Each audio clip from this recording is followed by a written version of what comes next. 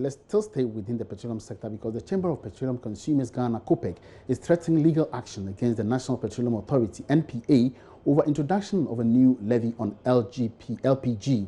The authority, in a circular to industry players, directed them to start charging 13.5 pesos on each kilogram of LPG from April 1. The NPA is also asking oil marketing companies to increase levy on fuel marking margin from 3 to 4.5 pesos per litre on every product. COPEC says the current action of the regulator is disappointing. Executive Secretary of COPEC, Duncan Amwa, joins me by phone to get some reactions. Duncan, you're welcome to the market, please. Thank you, Emmanuel. Good afternoon. So some people believe that in times of persistent crude price crash, these are the innovative ways governments can use to mobilize revenue. Do you agree with that? Emmanuel, we do not have an issue with government. We do not intend contesting if the right things are done. Unfortunately, the NPA cannot arrogate onto itself powers that the Act 691 that establishes the NPA doesn't give it. There's only one legal framework for slapping in it levies or taxes on Ghanaians. That framework is through the Finance Ministry to Parliament for deliberations and approval, and then they can come into effect. The NPA is not clothed with power to sit and unilaterally push levies or taxes on Ghanaians to start paying as they have done. That we intend to contest seriously. What do you think about this CRM, that's the cylinder recirculation margin, coming at this time, even as we are yet to introduce this whole cylinder recirculation model? What do you think about this? Emmanuel, it clearly defeats the whole purpose of the cylinder recirculation program. It cannot be said that even before you think of rolling out nationally, the monetary consideration is going ahead of everything.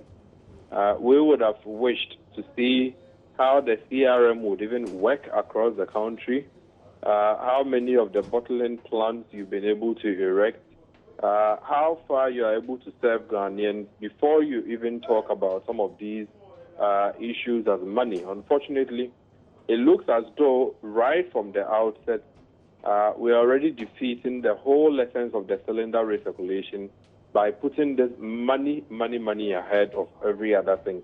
It cannot be said, Emmanuel, that you are already for charging Ghanaians for a certain service that they are not using.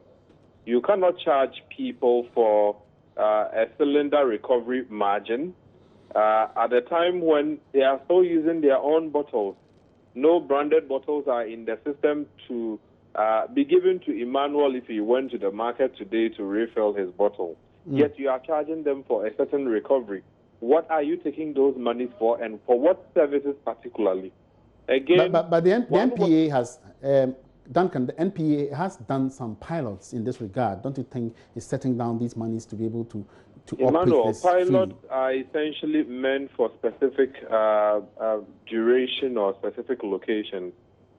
You cannot do a pilot in, say, a community and then slap levies nationally that everybody should pay for the pilot that you have not even concluded. That clearly is not only illegal, but it is ill thought through.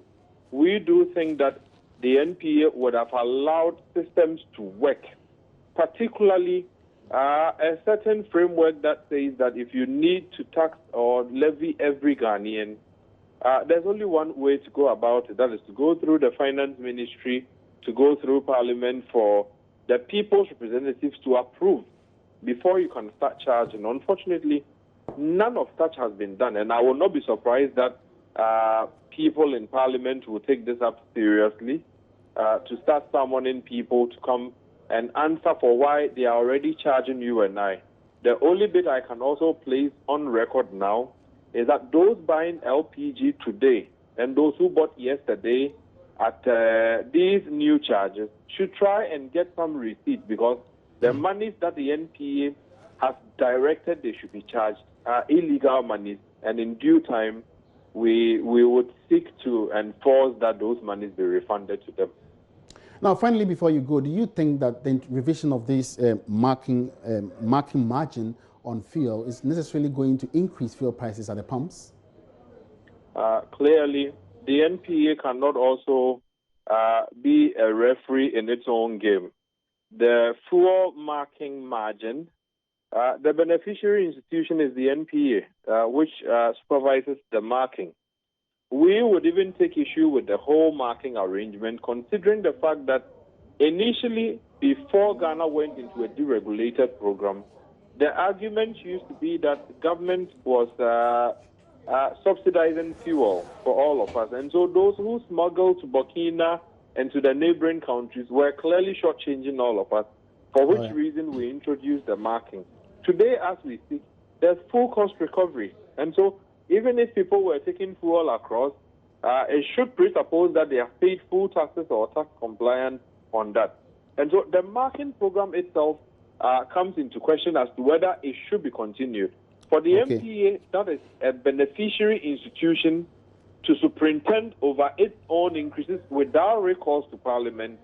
That also is quite worrying, and we do think that the NPA should not be allowed these things. Other than that, it cannot be wished that one day they wake up to say that the marking should also go up because they need more money. You put your hand in your pocket and there's no money, then you come to Ghanaians and take money because you superintend over that. That also, we need to delimit the NPA from exercising certain powers that the Constitution or the laws of the land does not mandate them to.